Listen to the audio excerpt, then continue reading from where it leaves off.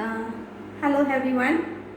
Here again I have come up with another cooking item which is being prepared. I've been seeing this cooking since I was very young, cooked by my mom, and I picked up the skills through her.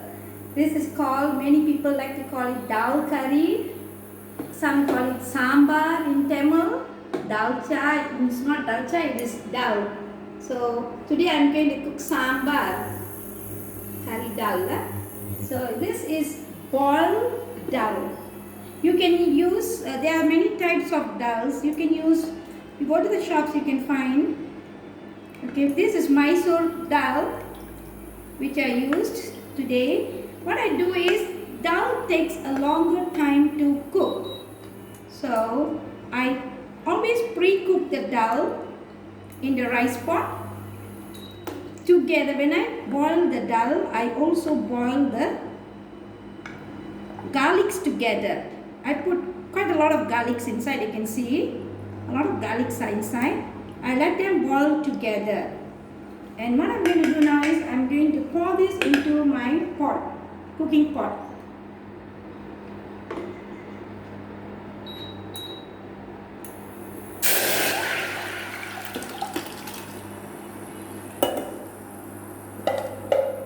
It is a bit, it has to be watery because we need water. We have to boil the other stuffs also inside.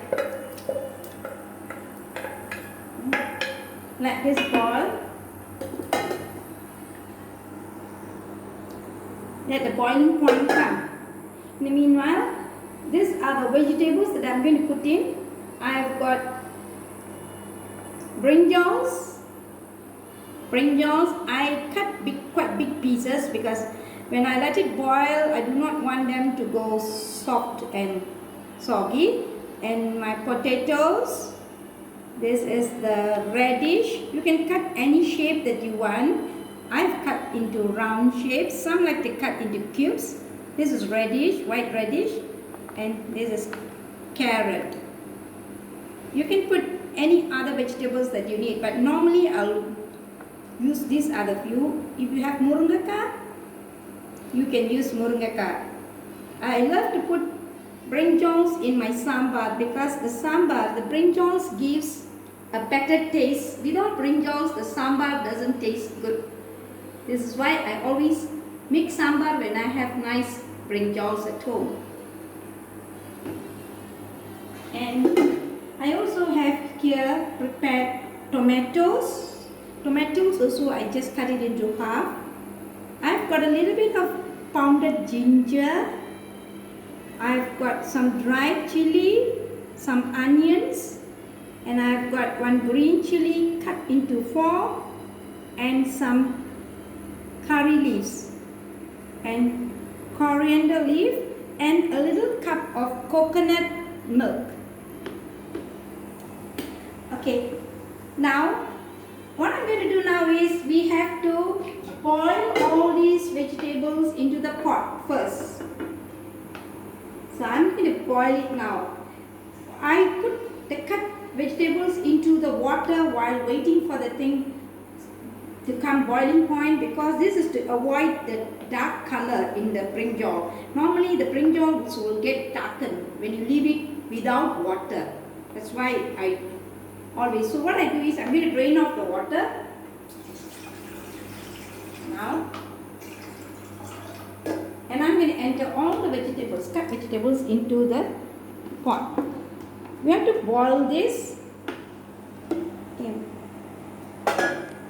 And now I will add some salt, some amount of salt according to your taste. As usual, do not put too much of salt. You can always add on after your cooking if it is necessary. Always try to put little first. So put a little bit of salt. Plain chili powder. Powder, not much, just 1 teaspoon. But if you want it to be more spicy, you add, but I don't want it to be spicy.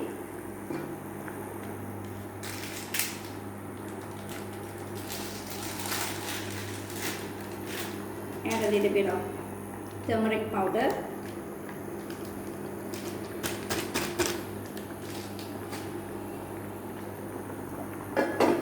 And add some chicken mutton curry masala.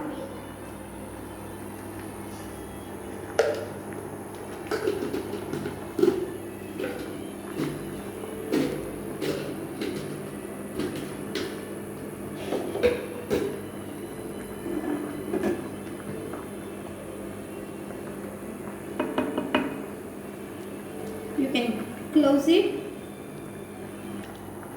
Now you can, to get it cooked faster, just close the lid but leave a little bit of opening, slight opening, and on a slow flame, and wait for about 10 minutes to be cooked. Okay, about 10 minutes time, open it out. You will give a stir and see the vegetables are cooked, but you always find that the potatoes are not cooked yet because I put it in bigger pieces. It will take longer. Never mind, just leave them to boil together. What I'm going to do now is I'm going to add my tomato in. I put my tomato a bit later so that it will not get dissolved faster, and my ginger, chopped ginger. Stir it up.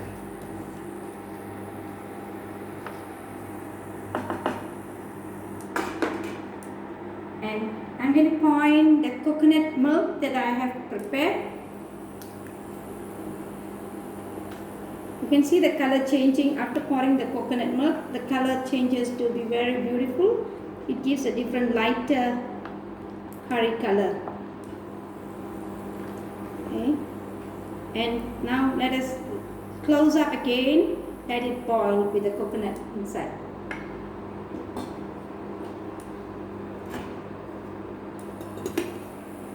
Okay, let's open and see how is it now. You can see everything is cooked. The potatoes are cooked. If you want to see the potato is cooked, you cut it or you poke and see it will be a bit smashed, so you know it is cooked. Okay, they are cooked. Everything is well cooked. And what I'm going to do now is I'm going to close it and remove this pot away.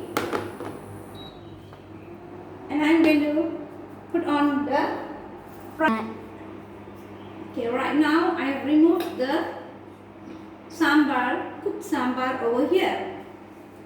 So I'm going to let the frying pan come in now and heat up the frying pan. All will be wondering what is happening to my chopped onions and my dried chilies. What's going to happen? Now you see, this is the time. What I do is, normally what we can do is, you can fry all these with the spice as I showed you. This is mixed spice. Okay, this one we have got the bendiam, we have got the mustard seed, and then we have got the ulundu, and then we also have the jindan manis, the small one inside, all in mixed. So mixed spice, you can get it in the sundry shop. So what I will do, normally what we do is, there is two ways of cooking sambar. Some of them will want to fry with all these ingredients earlier, then they will put in the vegetables and the boiled, they will put in the vegetables and the boiled dal. But normally I prefer this way because when we do like that, the smell of the onions will be gone due to the boiling, long hours of boiling. So now I'm going to show you how I'm going to fry it. With a little bit of oil. It will be nice if you can use ghee.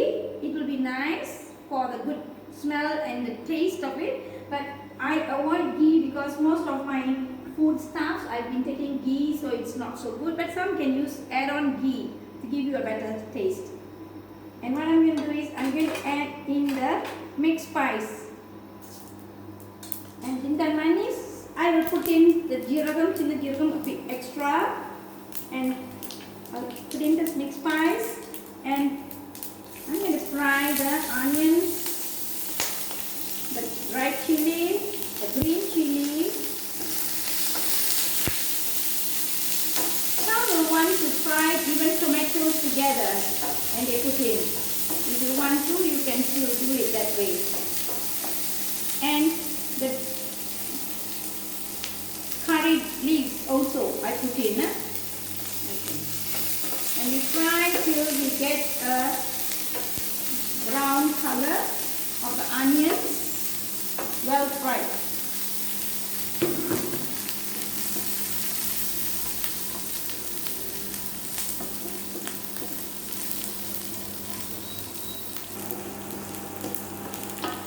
You can see that the onion is getting fried. Okay, don't let it burn. If it burns, then the taste in the sambar will give a burnt taste.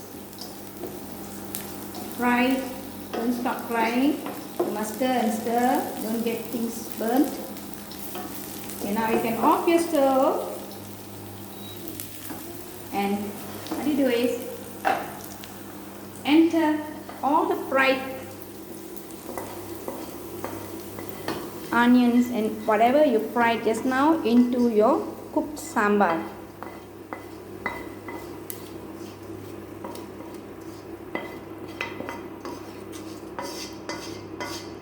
Together with whatever oil is in the pan. Because of course I did not use too much of oil, just nice. The oil will give a bit of taste.